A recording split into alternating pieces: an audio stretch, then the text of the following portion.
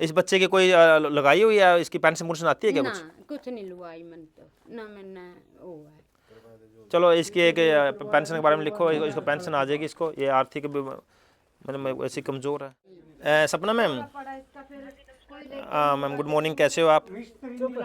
अच्छा मैम, जो हजवाना में था ना वो एक बिल पेंडिंग था जिसका 3-4 साल से कनेक्शन कटा हुआ है। अच्छा मैम, मैंने बिल भर दिया है, मैं आपको स्क्रीनशॉट भेज रहा हूँ, और उनका शाम तक ना मीटर लगवा दो प्लीज़। जी जी मैम, मैंने भर दिया मैम, ठीक है ना, और मैं आपको स्क्रीनशॉट भेज रहा हूँ। मैम बड़ा लंबा हो गया, मैं कोई नहीं मैम, होती रहेगी, ठीक है ना। और मैं अभी स्क्रीनशॉट भेज रहा हूँ आपको, और आप ना उसका शाम तक कनेक्शन लगा दो प्लीज़, ज़रूर आज ही लगा दो। मेरे पास एक केस आया था कुछ दिन पहले, 4-5 दिन पहले, कि भाई एक परिवार है और 4 साल पहले इनका कनेक्शन कट गया था, भाई बिजली का बिल नहीं भरा था। तो बड़ी दुख की बात है कि मतलब ये एक 4 साल से कनेक्शन कटा हुआ, अंधेरे में बैठे हुए हैं। तो मेरे को आज टाइम मिला है, मेरे को निकलना चंडीगढ़, लेकिन टाइम मिला, लेकिन पहले मैं जरूर था, और आज इनका बिल पे कर दिया है ताकि इनके घर में भी रोशनी हो सके। सर यही कहता हूँ कि आप लोग प्लीज़ ऐसे गरीबों की हेल्प करें। वीडियो बनाने का एक ही मकसद है कि आओ मिलके सब, थोड़ा जो भी गरीब हैं, जो भी नीडी है, जिसको हेल्प चाहिए, हमें हेल्प करनी चाहिए उनकी। ये एक ही मात्र है कि उद्देश्य है वीडियो बनाने का, ताकि लोगों को प्रेरणा मिले, लोग भी एक दूसरे के सामने बढ़कर आए। देखो अगर इस गांव के लोग ऐसे होंगे, कोई ज़्यादा अमाउंट नहीं थी, ठीक है ना, कोड ऑफ कंडक्ट लगा हुआ है, इसलिए मैं आपको अमाउंट बता नहीं सकता, लेकिन ये ज़रूरी था कि इनका मीटर लगना और घर में रोशनी आनी बहुत ज़रूरी। बहुत सी सरकारी योजनाएं भी होती हैं जो सहयोग के लिए होती हैं गरीब परिवारों के, ज़रूरतमंदों के लिए। क्यों नहीं फिर मदद मिल पाती है कि लोगों को सहयोग करना पड़ता है? देखिए सर, वैसे तो सरकारी मदद भी मिल सकती है, लेकिन उसका प्रोसेस लंबा था, और इसकी फ़्लाइट 25 फरवरी की है, तो सर उस स्कीम में नहीं आ सकता, इसलिए इमीडिएटली मैंने अपने निजी कोष से वो इनकी हेल्प की है, ताकि बच्चे की उड़ान में कोई कमी ना हो, और बच्चा जहाँ जाना चाहता है, खेलना चाहता है, अब बच्चे में जोश भी आएगा। वरना बड़ा उदास था बच्चा, कह रहा है जी मेरे पास पैसे नहीं हो, मैं खेलना चाहता हूँ, मैं आगे बढ़ना चाहता हूँ। तो सर एक खुशी भी होती है दिल को कि किसी के ऐसे बच्चे की मदद करी। काश कोई मेरी मदद कर देता उस टाइम में, आज मैं MLA नहीं बनता, मैं भी कहीं कहीं सरकारी जॉब पे होता। तो फिर मैं भी, और टीस थी मेरे दिल में कि अगर ऐसा कोई मौका मिला तो मैं ऐसे बच्चों की मदद ज़रूर करूँगा। तो आर्थिक वीकली बहुत से परिवार हैं, आपने आज हजवाना गांव में भी एक परिवार की मदद की है, तो बहुत से सामाजिक लोगों को भी सहयोग करना पड़ता है कि सरकारी योजनाएं जो उन परिवारों के लिए आती हैं, वो परिवार कहें कि दलाली आज भी चली हुई है सिस्टम के अंदर, की दलाली के माध्यम से ही सहयोग मिलता है, ज़रूरतमंद को सीधा सहयोग नहीं मिलता। सर हमें अभी बहुत जागरूक होने की ज़रूरत है। जो भारत सरकार की, हरियाणा सरकार की स्कीमें हैं, वो बच्चों कई बार तक जो उनका जिसको मिलनी है उसको नहीं मिल पाती है, बीच में दलाल मिल जाते हैं। सरकार ने कोई कमी नहीं छोड़ रखी है पैसा देने में, स्कीम चलाने में। हमारे ही बीच में से कुछ ऐसे एजेंट बन जाते हैं और वो ऐसे ऊपर अधिकारियों से मिल जाते हैं कि अगर उसे डायरेक्ट जाके मांगते हैं तो बोले नहीं मिलेगी, अगर वो एजेंट के थ्रू जाता है तो 20-30 हज़ार रुपये दे के वो पैसे ले लेते हैं, स्कीम में ले लेते हैं। तो मैं कहता हूँ ऐसे एजेंटों से भी सावधान रहे, ऐसे दलालों से भी बचें। अगर किसी को कोई स्कीम है, अगर कोई नहीं मिल पा रही, मेरे को बताओ, हम पूछेंगे अधिकारियों से भाई इसको क्यों पैसे दे रहे हैं।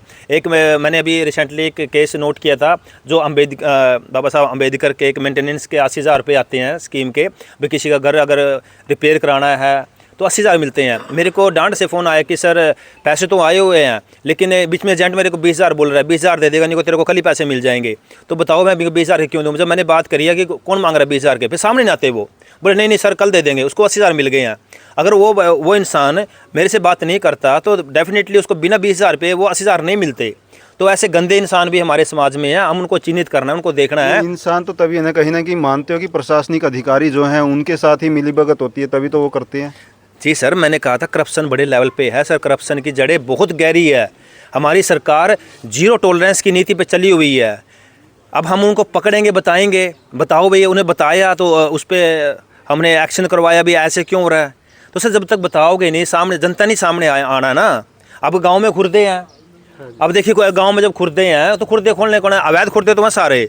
अब आप लोग बताओ, मैं बोले नाम बता दे किसका, बोले जी डर लगा, आमनी पंगा लें दे, मारे गिला बहस लग जाएगी। जब भाई अब इतना भी डरते हो, बताते क्यों फिर? अरे एक मोहल्ले में, एक गली में 50-60 घर होते हैं और एक अकेला खुर्दे वाला है, वो सब पे भारी है, क्योंकि हमारे अंदर यूनिटी कम है। उससे कोई परेशान नहीं, उसके परिवार वाले ही परेशान है कि जो परिवार में नशा करते हैं नहीं, उसकी बीवी बच्चे ही परेशान होते हैं। बाहर वाले अगर परेशान होते हैं तो वो हटा देते हैं।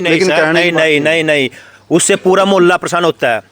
जब वो खुर्दे वाला वहाँ दारू बेचता है, हमारी दी बेटी वहाँ से ही निकलती है, माँ बेटी हमारी वहाँ से निकलती है, परेशानी हमें भी नहीं है।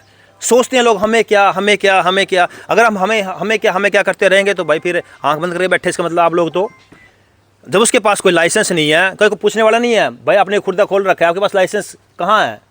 जब वहाँ पे सुबह में गड्डी आती है, पेट्टी उतार के जाती है, कोई पूछता मोल लेगा भाई किस बेस पे आप पेट्टी उतार रहे हैं यहाँ पे? कोई नंबर भेजेगा उसका भी, हाँ इस गड्डी का नंबर से ये वीडियो बनी है जी, यहाँ पे अभी मैं पेट्टी उतार के गया शराब की, सामने कोई आता ही नहीं है, फिर डरते हैं, वैसे शिकायतें करते रहते हैं, सर खुर्दा बंद करवा दो। भाई सामने आना पड़ेगा। देखिए मैं कहता हूँ हमारी माँ बहनें आप लोगों से स्ट्रॉन्ग है, वो सामने आती है, वो बताती भी हैं, हर हम उन पर एक्शन भी करते हैं, उन नाम भी बताती है। हमने काफ़ी सारे तो अंदर डाल भी दिए जेल में, आपके पाई गांव से भी है। तो जब आप लोग सामने नहीं आओगे तो हम किसको पकड़ेंगे? आपको ही हमारे साथ मिलके चलना पड़ेगा ना। मैं बुराई को ख़त्म करने के लिए सर आप लोगों के पास आया हूँ, लेकिन बुराई बताओगे तो सही ना कि फलाना बेचता है सर। एक बार नहीं पकड़ा जाएगा, 2 बार, कभी तो काबू आएगा ना सर। वो हम उस पर CID लगाएंगे, सब कुछ करेंगे, लेकिन उसको वहाँ से ख़त्म करेंगे। अब हमने हमारे पुंडरी में इलेक्शन है सर, नगर पालिका के, हमने वादा किया हुआ है कि अपने पुंडरी शहर को खुर्दों से मुक्त करेंगे। अगर कोई एक भी दारू की बोतल देगा और ये बोलेगा कि मुझे वोट दो, हम उसको अच्छी से सबक सिखाएंगे। चाहे वो आपकी पार्टी का मेरी किसी पार्टी का हो सर, है तो हमारे समाज से ही, है सो पुंडरी से, मेरी पार्टी से कोई गलत है सर, डेफिनेटली हम एक्शन लेंगे।